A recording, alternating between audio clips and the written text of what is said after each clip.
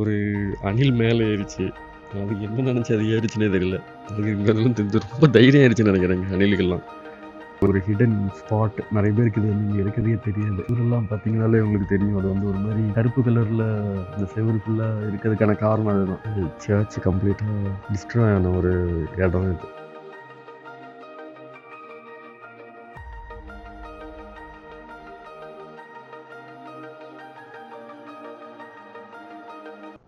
Few things are meant not to be fixed அப்படின்னா it's never meant to be fixed. அதுக்கான ஒரு பெரிய example தான் நான் உட்காந்துருக்கேன் இந்த சர்ச். இது ஆக்சுவலாக வெளியில் உட்காந்துருக்க மாதிரி இருக்கு. ஆனால் அது வந்துட்டு சர்ச் கம்ப்ளீட்டாக டிஸ்ட்ராய் ஆன ஒரு இடம் இது. ஸோ நம்ம வாழ்க்கையில் நிறைய விஷயத்த ஃபிக்ஸ் பண்ண ட்ரை பண்ணுவோம், அதை சரி பண்ண ட்ரை பண்ணுவோம். ஆனால் சில விஷயம் it's never meant to be fixed, it's only meant to be healed. அதனால தான் I want to talk about that and இந்த இடத்த பற்றியும் பேசணும் அப்படின்னு நினச்சேன். நான் எங்கே இருக்கேன் அப்படின்னா லண்டனில் வந்துட்டு centre of the city, heart of London. London வந்து ரொம்ப பெருசு. அது இப்போ தான் கொஞ்சம் எவால்வ் ஆகி பெரிய இதாக எப்படி நம்ம சென்னை வந்துட்டு சின்னதாக இருந்துட்டு அப்படி கொஞ்சம் கொஞ்சமாக எவால்வ் ஆகி இப்போ குடுவாஞ்சேரிலாம் வந்துட்டு சென்னைங்கிற மாதிரி இதுவுமே சிட்டி ஆஃப் லண்டனுங்கிறது வந்துட்டு ஒரு ரொம்ப சின்ன இடம். அது அந்த ரொம்ப சின்ன இடத்துல இருந்து அது கொஞ்சம் கொஞ்சமாக எவால்வ் ஆகி அது பெருசானது தான் வந்துட்டு இப்போ இருக்க லண்டன். ஸோ இப்போ நம்ம அவுட்டரில் வந்துட்டு லைக் ஒரு 6 zones 12 zones ஒரு 9 zones வரைக்கும் இருக்குது ஆக்சுவலாக. ஸோ இதுதான் ப்ராப்பர் லண்டன். லண்டனில் வந்து சிட்டி ஆஃப் லண்டன். இங்கே வந்துட்டு இந்த சர்ச்சு வந்து இங்கே இருக்குது. இங்கே வந்துட்டு சென்ட் பால் கத்தீட்ரல் அந்த மாதிரி நிறைய பெரிய பெரிய சர்ச் இருந்தாலும் சென்ட் டன்ஸ்டன்கிற வந்து இந்த சர்ச் வந்து ரொம்ப ஒரு ஹிடன் ஸ்பாட். நிறைய பேருக்கு இது வந்து இங்கே இருக்கிறதே தெரியாது. அதனால தான் வந்துட்டு இந்த மாதிரிப்பட்ட ஒரு இடத்துல வந்துட்டு அடுத்த வீடியோ விளாக் எடுத்து போடணும் அப்படின்னு. மெயினாக இடத்த ஒரு டூரிஸ்ட் மாதிரி சுற்றி காட்டுறதுலாம் இன்ட்ரெஸ்ட் இல்லை. என்னன்னா இது like it holds lot of history. இந்த பில்டிங் இது வந்துட்டு 900 வருஷம், ஜீசஸ் பிறந்த 900 வருஷம் 900 ADயில் வந்துட்டு இந்த சர்ச்சை வந்து இங்கே கட்டினாங்க. சர்ச்சு வந்து சிட்டி ஆஃப் லண்டனுங்கிறது வந்து ரொம்ப ஒரு சின்ன இடம் தான் அது. அந்த டவுனில் வந்துட்டு ஒரு 10 லட்சம் 20 லட்சம் பேர் அவ்வளோதான் அதில் இருந்திருப்பாங்க. அதுக்கு மேலே அதில் வந்துட்டு ஆட்கள் கிடையாது. ஸோ அதில் வந்துட்டு இந்த Saint Paul cathedral, tower of London, tower bridge, அப்புறம் இந்த சென்ட் டன்ஸ்டன் இது எல்லாமே வந்துட்டு அந்த டைம் தான் கெட்டி கொஞ்சம் like one of the biggest பிளேசஸாக இருந்துச்சு. Like people will come and gather இங்கே தான். ஸோ அப்படி வந்து கேதர் ஆகி கட்டின ஒன் ஆஃப் த சர்ச்சு 900 ADயில் கட்டின சர்ச்சு. இதுக்கு உள்ளே நீங்கள் நடந்து வரும்போது பார்த்தாலே வந்துட்டு இது வந்து ஒரு சர்ச்சோட ஃபீலே இருக்காது. ஏன்னா ஃபுல்லாக மரம் செடி கொடி இந்த மாதிரிலாம் வளர்ந்து இது வந்து இப்போ ஒரு கார்டனாக இருக்குது. இது வந்து இப்போது it's not a church anymore. ஏன்னா அந்த 900 ADயில் வந்துட்டு இந்த சர்ச்சை இவங்க கட்டிட்டு it was quite a big area, it's big place. அப்புறம் 1666 இந்த இடம் வந்து the great fire of London அப்படின்ட்டு இந்த இடம் வந்து மொத்தமாக நெருப்பில் போயிடுச்சு. ஸோ அது வந்துட்டு அதுவுமே ஒன் ஆஃப் த ஹிஸ்டாரிக்கல் இதுதான் இங்கே தி கிரேட் ஃபயர் ஆஃப் லண்டன். மொத்த லண்டனுமே வந்துட்டு கம்ப்ளீட்டாக நெருப்பில் எரிஞ்சு ஆன டைம் அது.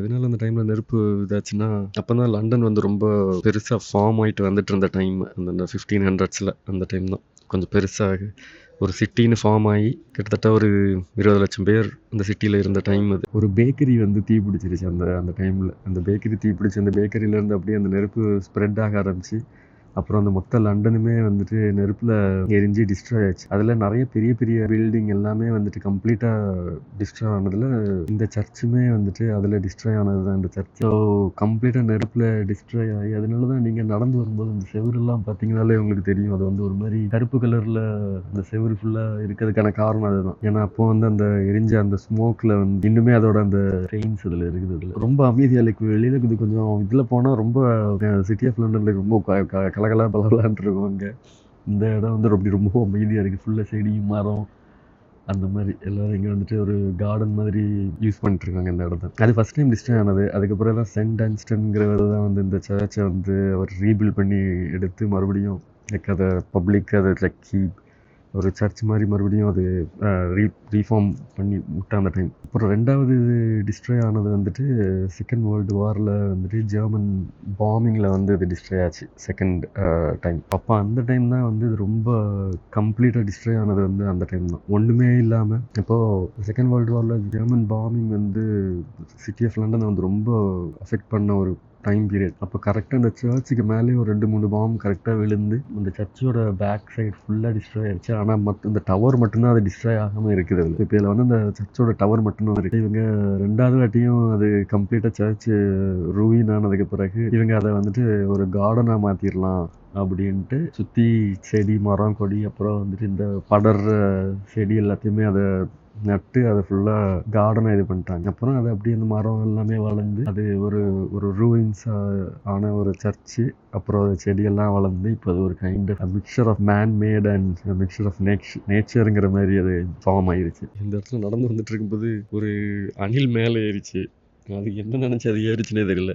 அதுக்கு இங்கே ரொம்ப தைரியம் ஆயிடுச்சுன்னு நினைக்கிறேங்க. அணிலுக்கெல்லாம் யாரும் எதுவும் பண்ண மாட்டாங்க அப்படிங்கிறனால அது பாட்டுக்கு மேலே ஏறி அது பாட்டுக்கு விளையாட ஆரம்பிச்சிருச்சு.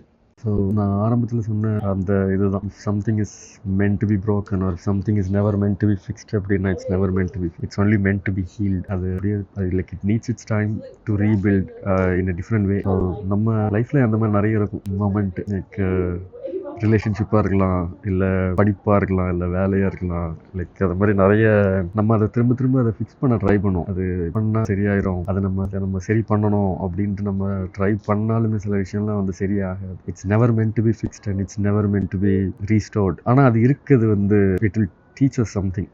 எப்படி இந்த சர்ச்சை வந்து அவங்க 2 முக்கியமான ஒரு ஈவெண்ட்டை நமக்கு இது பண்ணதில்லை. ஏன்னா மொத்த லண்டனையுமே வந்துட்டு அவங்க ரினியூ பண்ணி அதை இது பண்ணனாலுமே இந்த சர்ச் வந்து 500 வருஷமாக இட்ஸ் ரிமைண்டர் தானே. இந்த மாதிரி ஒரு கிரேட் ஃபயர் வந்துச்சு. அந்த கிரேட் ஃபயரில் வந்துட்டு மொத்த லண்டனுமே டிஸ்ட்ராய் ஆனது. அப்புறம் ஒரு பெரிய உலக போர் ஃபர்ஸ்ட் ஒன்று வந்துச்சு. அப்புறம் 2வது வேர்ல்டு வார், அதில் ஜெர்மன் பாம்பிங்ஸில் நடந்த டிஸ்ட்ராயில் போனது தான் இது. It's like it's telling story. அது நமக்கு இருக்கணும் ஆக்சுவலாக லைஃப்பில். ஸோ அதுதான் லைக் இந்த இதில் நான் பற்றி பேசணும் அப்படின்ட்டு தான் இந்த இதை எடுத்து.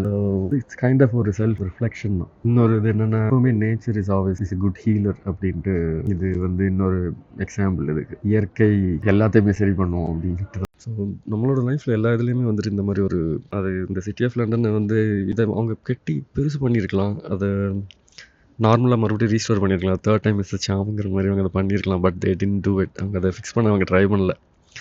அவங்க அந்த உடஞ்சி போன அந்த ரூயின்ஸ் அப்படியே விட்டுட்டு அதை வந்துட்டு ஒரு கார்டன் மாதிரி இங்கே செட் பண்ணியிருக்காங்க.